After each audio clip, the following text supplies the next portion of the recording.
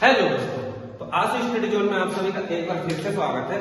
तो जैसे कि हमने क्या है पिछली कक्षा में देख लिए थे तो पिछली कक्षा में क्या देखे थे कि पृथ्वी की जो आंतरिक संरचना है, आंतरिक संरचना के बारे में देख लिए थे कि हम किसकी पृथ्वी की जो संरचना किस प्रकार की है। जैसे कि क्रस्ट, मेंटल कोर, 3 भागों में क्या है पृथ्वी विभाजित थी, ये हमने देख लिए थे। तो उसमें क्या देखे थे हमने कि उसमें जितने भी प्रकार की जो असंबद्धताएं थी, रिपेट असंबद्धता हो या कोनार्ड असंबद्धता हो या गुटेनबर्ग असंबद्धता हो, ये देख लिए थे हमने। और देख लिए थे कि पृथ्वी की जो आंतरिक संरचना थी उसके हमने कुछ स्रोत देख लिए थे, प्रत्यक्ष स्रोत, अप्रत्यक्ष स्रोत देख लिए थे। अप्रत्यक्ष स्रोत के अंतर्गत हमने देख लिए थे ताप, दाब, घनत्व, ये देख लिए थे। और फिर प्रत्यक्ष स्रोत के अंतर्गत हमने देख लिए थे कि कैसे ज्वालामुखी, उल्कापिंड, भूकंप आदि से हम कैसे पृथ्वी की संरचना के बारे में जान लेते थे। ये सब हमने देख लिए थे पिछली कक्षा में। तो आज जो हम देखेंगे इसके बारे में, जो पृथ्वी की जो गतियां होती है, पृथ्वी क्या है, पृथ्वी जो है हमारी पृथ्वी क्या है सौरमंडल का हिस्सा है। तो क्या है निश्चित अवधि में क्या है सूर्य की परिक्रमा करती है। हमको ये पता है कि निश्चित अवधि में सूर्य की परिक्रमा करती है, लेकिन उसके साथ साथ क्या करती है पृथ्वी अपने अक्ष पर भी घूमने का काम करती है। तो जिसके कारण क्या है हमको दिन और रात देखने को मिलती है। तो इस जब के बारे में आज हम देखते हैं। तो आज का हमारा जो टॉपिक है वो क्या है, पृथ्वी की गतियां, इसकी ये ऐसा पृथ्वी की गतियां।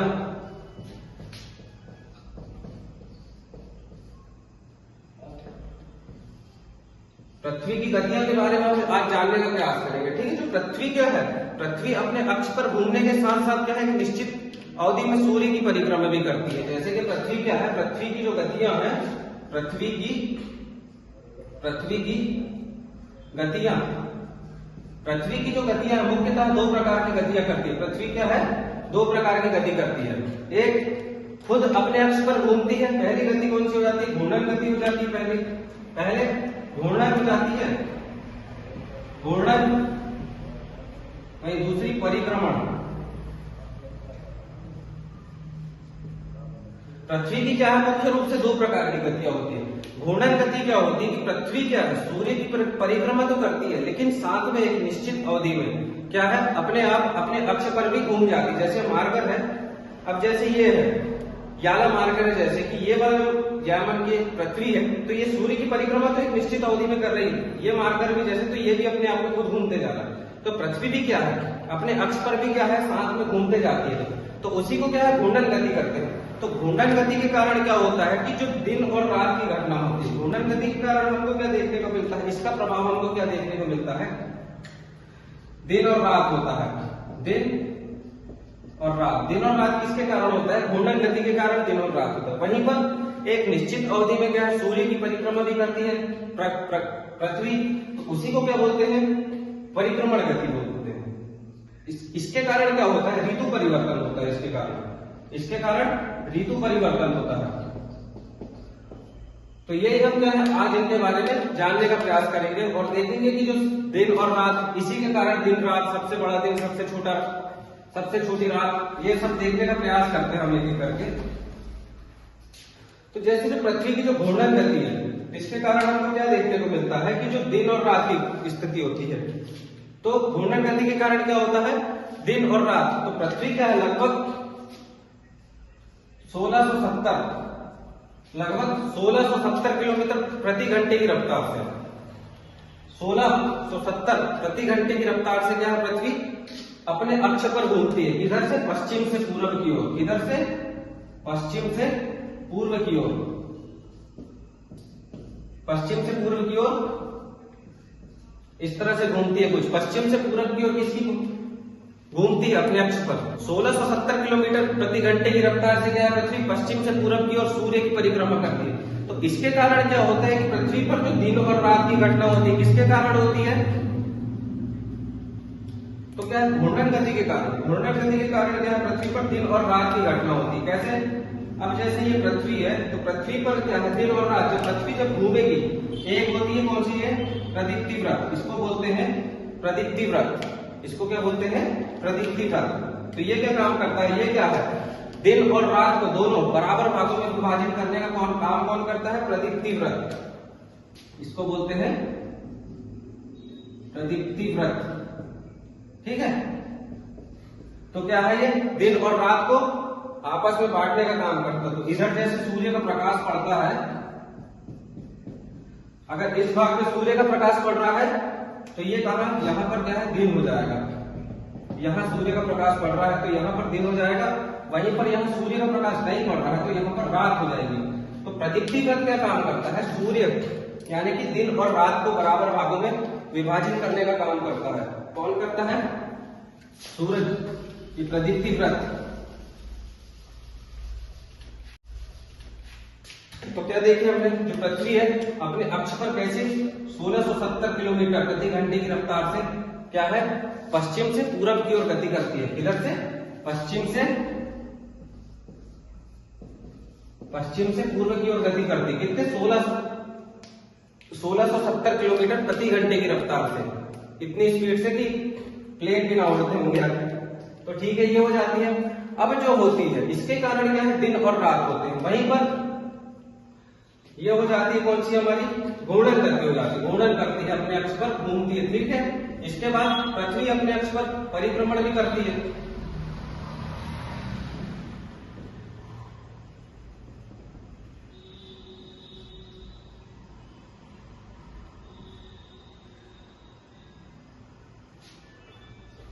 तो क्या है, पृथ्वी अपने अक्ष पर परिक्रमण यानी सूर्य के चारों तरफ परिक्रमा भी करती है निश्चित समय अवधि में। तो कितने दिन में, लगभग 365 दिन में सूर्य की परिक्रमा कर लेती है। कितने दिन में, तो ये भी कितने 1,07,000 किलोमीटर, 1,07,000 किलोमीटर प्रति घंटे की रफ्तार से किसकी, सूर्य की परिक्रमा करती है। सूर्य की परिक्रमा करती है कितने 1,07,000 की स्पीड से किसकी, सूर्य की परिक्रमा करती है पूरब से पश्चिम की ओर। इसके कारण ऋतु परिवर्तन होता है। क्या होता है इसके कारण, ऋतु परिवर्तन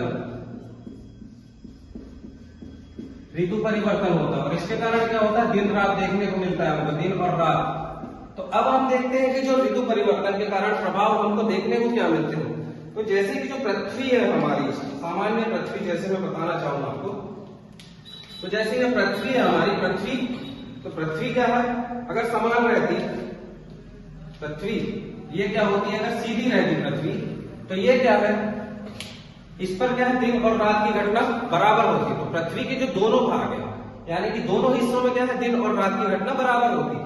लेकिन क्या होता है, पृथ्वी क्या है अपने अक्ष पर 23.5 डिग्री झुकी हुई है।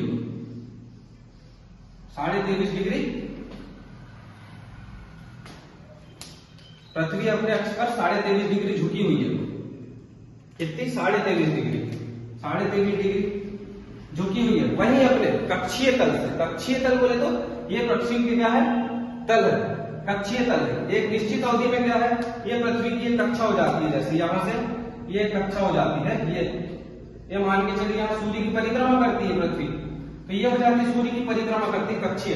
तो कक्षीय तल से कितने डिग्री का कोण बनाती है, अक्ष से, अक्ष व कक्षीय तल के बीच में कितने डिग्री का कोण बनता है, तो 66.5 डिग्री का। तो आपसे क्वेश्चन आ सकता है कि पृथ्वी अपने अक्ष पर कितने डिग्री झुकी हुई है, 23.5, और कक्षीय तल से कितने डिग्री का कोण बनाती है, तो 66.5 डिग्री का। तो ये हो जाता है इसके बारे में। तो इसी के कारण क्या है, दिन और रात की घटना होती है, मौसम परिवर्तन होते हैं। तो इसको अब जानने का प्रयास करते हैं कि किस प्रकार से होता है।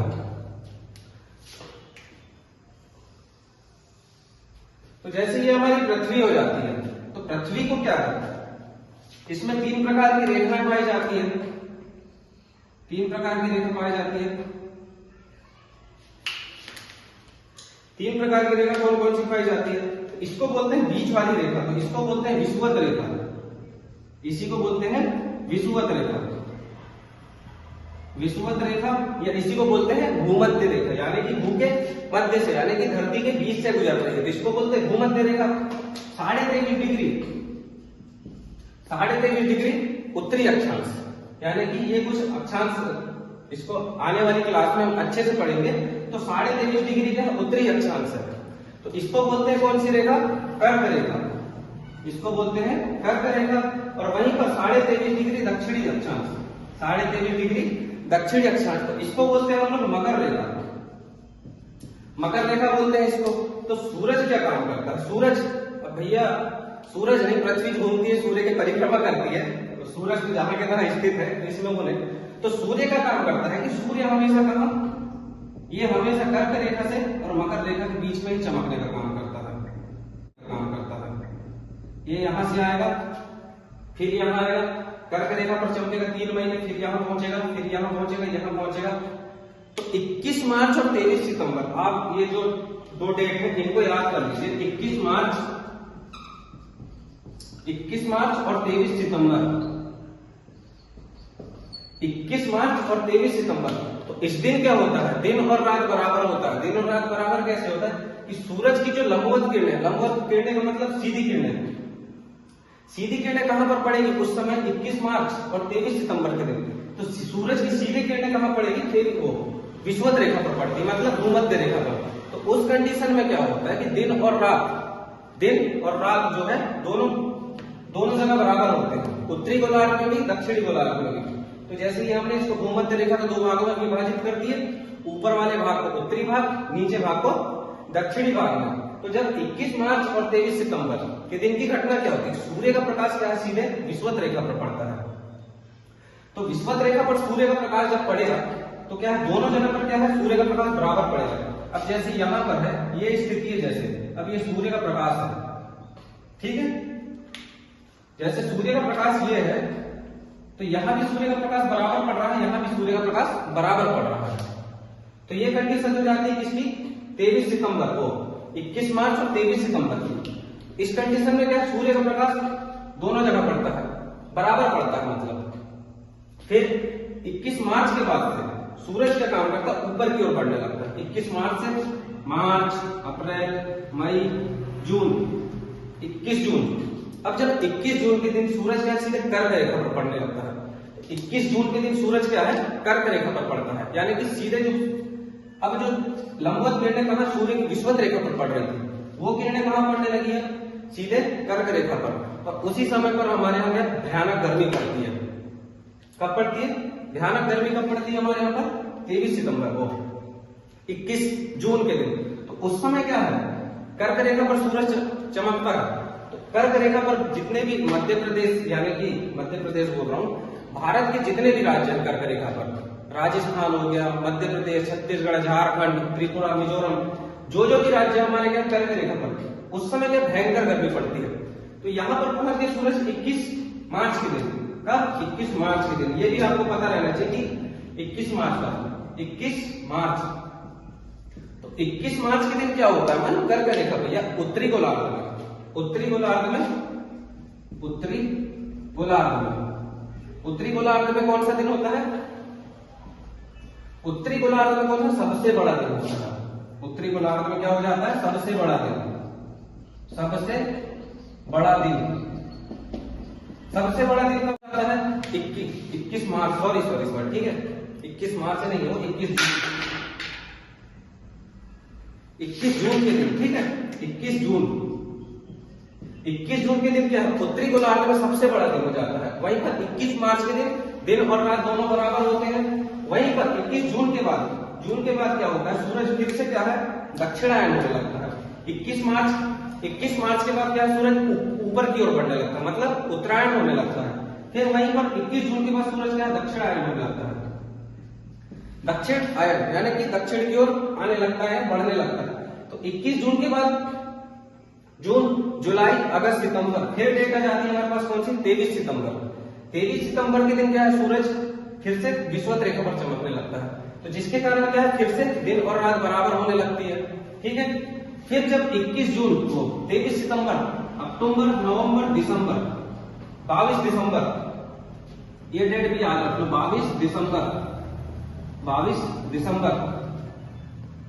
तो 22 दिसंबर के दिन क्या हो जाता है कि जो सबसे छोटा दिन अपने यहां पर जो भी देश है, ब्राजील हो गया और मेडागास्कर, ऑस्ट्रेलिया, तो मेडागास्कर, ऑस्ट्रेलिया, मेडागास्कर, ब्राजील, तो इन देशों में क्या है कि दिन बहुत बड़े दिन होने लगेंगे। वहीं पर अब सूर्य का प्रकाश पृथ्वी पर पहुंच नहीं पा रहा, तो जिस कारण पृथ्वी पर भारत में क्या है, छोटे दिन हो जाते हैं। तो उत्तरी गोलार्ध में इस दिन क्या हो जाएगा, सबसे छोटा दिन, वहीं पर 22 दिसंबर के दिन सूर्य की जो सीधी किरणें कहाँ पड़ रही है, मकर रेखा पर। ये सीधे सूरज की जो किरणें हैं सीधे मकर रेखा पर पड़ने लगी है।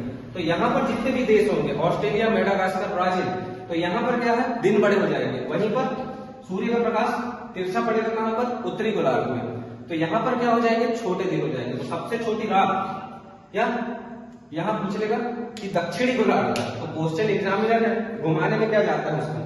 तो सबसे बड़ा दिन, सबसे बड़ा दिन, अब सबसे बड़ा दिन तो लिख दिया हूं, ठीक है। यहां पर लिखा हूं उत्तरी गोलार्ध, यहां लिखूंगा मैं दक्षिणी गोलार्ध। तो आपको ये पता रहना चाहिए, दक्षिणी गोलार्ध, दक्षिणी गोलार्ध में, ठीक है।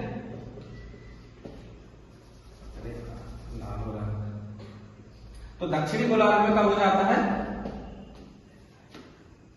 तो दक्षिणी गोलार्ध में कब हो जाएगा ये सबसे बड़ा दिन। तो दक्षिणी गोलार्ध में सबसे बड़ा दिन कब हो जाता है, 22 दिसंबर के दिन। तो वहीं पर हमारे यहाँ सबसे छोटी रात हो जाएगी। तो ये हो जाता है हमारा डायग्राम कि सबसे बड़ा दिन कब हो जाता है, 21 मार्च के दिन। 21 मार्च के बाद सूरज क्या उत्तरायण होने लगता है, तो ऊपर की ओर बढ़ने लगता है। मार्च, अप्रैल, मई, जून, तो 21 जून के दिन क्या उत्तरी गोलार्ध में सबसे बड़ा दिन होता है। वहीं पर 21 जून के बाद सूरज क्या है, फिर से दक्षिणायन होने लगता है। उसके बाद जून, जुलाई, अगस्त, सितंबर, 23 सितंबर के दिन फिर से क्या है, कर्क रेखा, भूमध्य रेखा पर आ जाता है। तो फिर से दिन और रात बराबर हो जाते हैं। उसके बाद 23 सितंबर के बाद अक्टूबर, नवंबर, दिसंबर, 3 महीने क्या है, सूरज नीचे की ओर बढ़ता है, दक्षिणायन रहता है। तो वहां पर 22 दिसंबर के दिन सबसे बड़ा दिन हो जाता है। वहीं पर उत्तरी गोलार्ध में सबसे छोटा दिन हो जाता है। तो ये हमने देख लिया इसके बारे में, सबसे बड़ा दिन, सबसे छोटी रात, और पृथ्वी की गतियां देख ली, घूर्णन गतियां। अब इसको देख लेते हैं, थोड़े दूसरे तरीके से बताता हूं आपको मैं, तो और अच्छे समझ में आएगा। तो ठीक है, तो ठीक है, अब देखते हैं हम लोग जो पिछली जो हमने देखी पिछले में, तो कंडीशन क्या होती है। देखिए 21 मार्च के दिन क्या है, 21 मार्च के दिन जैसे ये हमारा प्रदीप्ति व्रत है, ये हमारा प्रदीप्ति व्रत है। इस समय क्या है, अब ये क्या है, दोनों जगह पर सूरज की जो किरणें हैं हमारे पास, दोनों जगह सूरज की किरणें प्रॉपर पड़ेगी। ये सूरज की जो किरणें हैं दोनों गोलार्धों में बराबर पड़ेगी। लेकिन 21 जून जब जैसा ही होगा, 21 जून के बाद क्या है, सूरज हमारा उत्तरायण होने लगता है। उत्तरायण होने लगेगा, जैसे अभी सूरज की जो किरणें हैं दोनों बराबर भागों में पड़ रही थी, अब क्या है, सूरज की किरणें उत्तरी भाग पर ज्यादा पड़ेगी। जाने उत्तरी गोलार्ध में क्या है, सूरज उत्तर की ओर आगे बढ़ने लगा है। जैसे ये हमने देख लिया था, ये विषुवत रेखा पर था, तो उत्तर की ओर आगे बढ़ने लगा। तो जैसे हमारे ये है, तो अभी उत्तर की ओर कब हो जाएगा, 21 मार्च के बाद। तो 3 महीने सूरज क्या उत्तरायण हो जाएगा। तो 21 जून की जब कंडीशन हो जाएगी, तो सीधे क्या उत्तरी गोलार्ध में समझने लगेगा। तो जैसे यहाँ पर जो कर्क रेखा, मकर रेखा हमारी, तो सूरज की जो सीधी किरणें हैं वो कहाँ पड़ने लगेगी, अब उत्तरी गोलार्ध में जैसे पड़ने लगेंगे तो यहाँ तक पहुंच जाएंगे।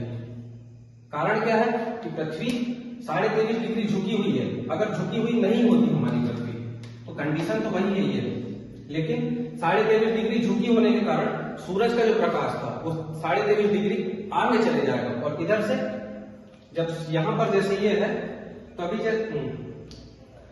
तो 23.5 डिग्री झुके होने के कारण जो सूर्य का प्रकाश दोनों बराबर भागों में था, तो हल्के क्या है, पृथ्वी झुकी हुई है, तो इस कारण क्या सूर्य का प्रकाश आगे बढ़ जाता है 23.5 डिग्री।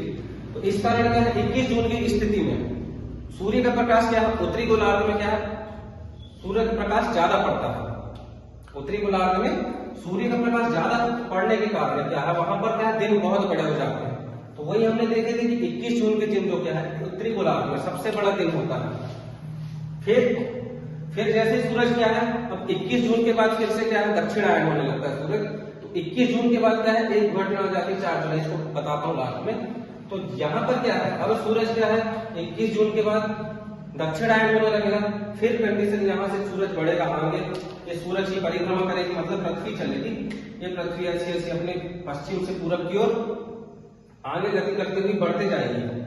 तो यहाँ फिर ये स्थिति आ जाएगी 23 सितंबर। तो 23 सितंबर के दिन क्या है, दिन और रात फिर से क्या होते हैं, बराबर हो जाते हैं। तो 23 सितंबर के दिन और रात फिर से वही कंडीशन हो जाएगी। लेकिन अब जो सूर्य का प्रकाश यहाँ पर पड़ रहा था, अब पड़ेगा कहां पर, यहाँ पर। तो इस बार क्या है, यहां तक बढ़ जाएगा। तो ये वाला जो हिस्सा है, और यहाँ पर ये वाला हिस्सा। तो अब जब सूर्य का प्रकाश यहाँ पड़ेगा तो 23.5 डिग्री सूर्य का प्रकाश कर्क और मकर रेखा में जब चमकता था तो 23.5 डिग्री क्या आगे बढ़ेगा। तो इसी को बोलते हैं कि जो 6 महीने का जो दिन और 6 महीने की रात किस प्रकार से होती है, तो ऐसे ही होता है सूर्य का प्रकाश। कैसे यहाँ पर जब पड़ेगा तो यहाँ पर जैसे कि नॉर्वे हो गया, फिनलैंड हो गया, आइसलैंड हो गया, तो इन देशों में क्या है 6 महीने का दिन और 6 महीने की रात होती है।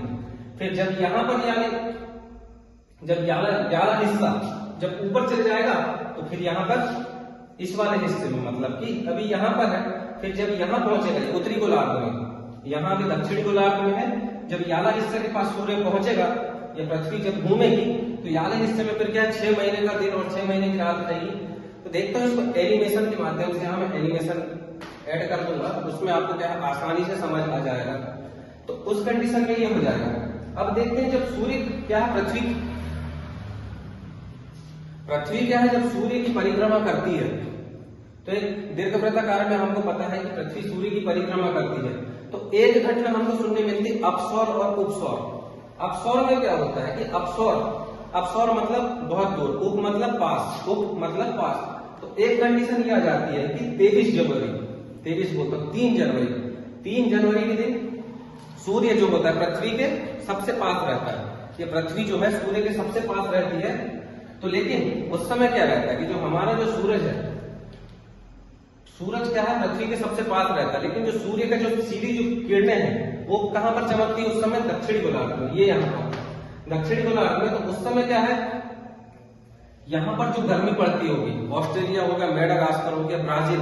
अब जब सूर्य का प्रकाश यहाँ पर है, सूर्य है जैसी है, अब पृथ्वी यहाँ पर पहुंच गई है, जैसे पास में है पृथ्वी और ये सूर्य है, तो सोचिए जब इतने पास में जब पृथ्वी पहुंच गई है और हमारे पास क्या है, हम क्या है उस समय दक्षिणी गोलार्ध में, हमारे यहाँ ठंड का मौसम चल रहा था। कब 22 दिसंबर के समय हमारे यहाँ ठंड का मौसम चलता है। अब जब सोचिए कि जब पृथ्वी सूरज के बहुत पास पहुंच जाएगी तो कितनी गर्मी पड़ती होगी ऑस्ट्रेलिया जैसे देशों में, और जब दूर पहुंचती है, जब हमारे यहाँ गर्मी का मौसम आता है तो उस समय हमको ज्यादा गर्मी का एहसास नहीं होता, लेकिन ऑस्ट्रेलिया, मेडागास्कर और ब्राजील इन देशों में क्या है भयंकर कड़ाके की ठंड पड़ती है। तो वैसे ही हमको क्या है ऑस्ट्रेलिया में अक्सर क्या है जंगलों में आग लग गई करके पता चलता है। तो कारण वही होता है कि सूरज बहुत पास आ जाता है, तो उस समय क्या है गर्मी बहुत ज्यादा पड़ती है, इस कारण क्या है वहां पर क्या है जंगलों में आग लग जाती है। तो उसमें क्या है हमारा जो भारत है उस समय क्या रहता है उत्तरी गोलार्ध में, तो हमको उतनी गर्मी का एहसास नहीं होता, लेकिन फिर भी ठंड के समय में हमको क्या है तेज रोशनी दिखाई देती है, अक्सर तेज रोशनी पड़ती है, लेकिन उस समय हम क्या है उत्तरी गोलार्ध में रहते हैं। अब देखेंगे इसके आगे हम आने वाली क्लास में अक्षांश देशांतर रेखा पढ़ेंगे तो और आसानी से हमको समझ आएगा 6 महीने का दिन वाली कंडीशन, 6 महीने का दिन कैसे हुआ, उसको मैं देखूंगा एनिमेशन के माध्यम से, तो आपको और आसानी समझ आएगा। तो ये हो जाता है हमारा गतियां वाला टॉपिक। जो पृथ्वी की जो 2 प्रकार की मुख्य गतियां होती हैं, घूर्णन गति और परिक्रमण गति। तो घूर्णन गति के कारण क्या होता है हमको दिन और रात की घटना दिखाई देती है, वहीं पर परिक्रमण गति के कारण क्या है ऋतु परिवर्तन होता है, तो उसी से क्या है हमको ठंडी, गर्मी, बरसात इन मौसमों का अंदाजा होता है। तो ये हमारी आज की वीडियो हो जाती है। तो वीडियो अगर आपको अच्छी लगे तो please like, share and subscribe करिए प्लीज। धन्यवाद।